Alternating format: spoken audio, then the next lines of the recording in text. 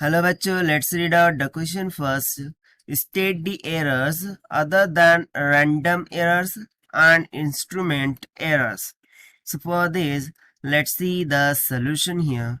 But before of that, let's talk about the key concept which we are going to use here for this question. So basically error होता क्या है हम उसे देख लेते हैं. The uncertainty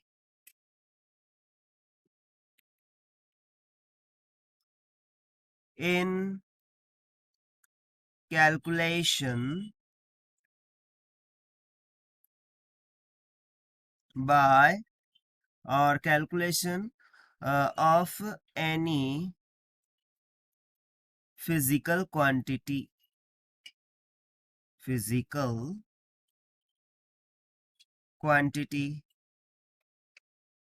right. यानी कि किसी भी फिजिकल क्वांटिटी को कैलकुलेट करने में जो अनसर्टेनिटी होती है उसी को हम क्या बोलते हैं, एरर बोल देते हैं. सो यहाँ पर मैं लेट्स से हेडिंग दे देता हूँ कि ये एरर के बारे में हमने कॉन्सेप्ट जाना. सो ये सिंपली इस कॉन्सेप्ट का यूज करते हुए हम सॉल्यूशन देख लेते हैं. सो हमें बताना क्या है, यहाँ पर हमें स्टेट करना है एरर्स के बारे में other than random and instrument errors. So उसमें सबसे पहला मोस्ट इम्पोर्टेंट जो एरर आ जाता है जो कि हम वाइडली यूज भी करते हैं वो होता है एब्सोल्यूट एरर. ठीक है. तो एब्सोल्यूट एरर क्या होता है, the magnitude of different between the magnitude of the difference between the individual measurement and the true value of the quantity is called absolute error.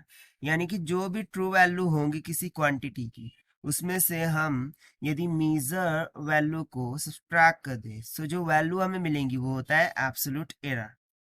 ना सेकंड हो जाता है रिलेटिव एरर.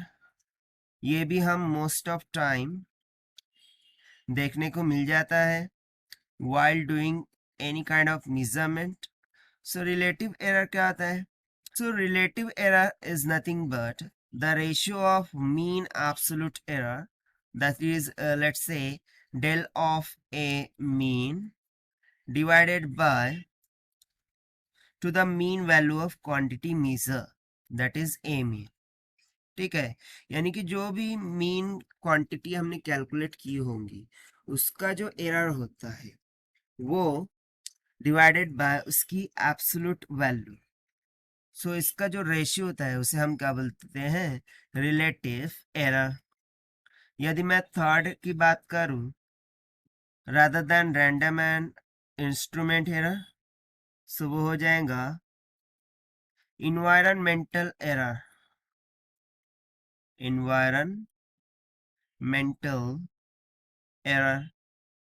यानी कि ऐसे एरर जो इन्वायरमेंट की कारण से डेवलप हो. अभी जैसे कि टेम्परेचर. ठीक है. यदि टेम्परेचर में राइज होता है या फिर डिक्रीज होता है तो उसकी वजह से कुछ क्वांटिटीज ऐसी होती है कि उनमें चेंजेस आ जाते हैं. ठीक है. Just because of rising and decreasing of temperature. So उस दौरान यदि हम कुछ मेजरमेंट करते हैं so may be the possibility that कि हमारी जो मेजरमेंट है उसमें कुछ एरर आ सकता है and it is just because of environment, क्योंकि इन्वायरमेंट का जो टेम्परेचर है वो स्थिर नहीं है. ना फोर्थ हम बात करें सो वो हो जाता है gross error. Now what is mean by gross error? So basically gross error ये systematic error की ही एक type है और these error are due to either carelessness of the person और improper adjustment of the apparatus. यानी कि जो gross error हमें देखने को मिलता है ये किस कारण से होता है, हम कोई भी प्रैक्टिकल परफॉर्म कर रहे हैं उसमें इंस्ट्रूमेंट्स को अपैरेटस को हमने सही तरीके से फिक्स नहीं किया है, उस कारण से ये एरर क्या होता है, प्रोड्यूस होता है. और फिर हम बोल सकते हैं केयरलेसनेस की वजह से भी एक एरर हमें देखने को मिल जाता है। फिफ्थ की यदि मैं बात करूं सो वो हो जाता है ऑब्जर्वेशन एरर। ऑब्जर्वेशन एरर ना, बेसिकली ऑब्जर्वेशन एरर ये तो सिंपल हो गया ना, पर्सनल एरर हो गया, यानी जस्ट बिकॉज ऑफ और लैक ऑफ ऑब्जर्वेशन जो भी एरर हमें देखने को मिल जाता है उसे हम बोल देते हैं ऑब्जर्वेशन एरर, जो कि बेसिकली ड्यू टू केयरलेसनेस से ही होता है। जैसे कि हमने ग्रॉस एरर देखा ना, सो जो ग्रॉस एरर है और ऑब्जर्वेशन एरर है वो बेसिकली एक ही नेचर के होते हैं। ये दोनों ही किस कारण से होते हैं, केयरलेसनेस की वजह से।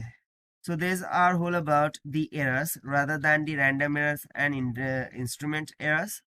So this is the required solution. I hope you understood it well. Best of luck. Thank you.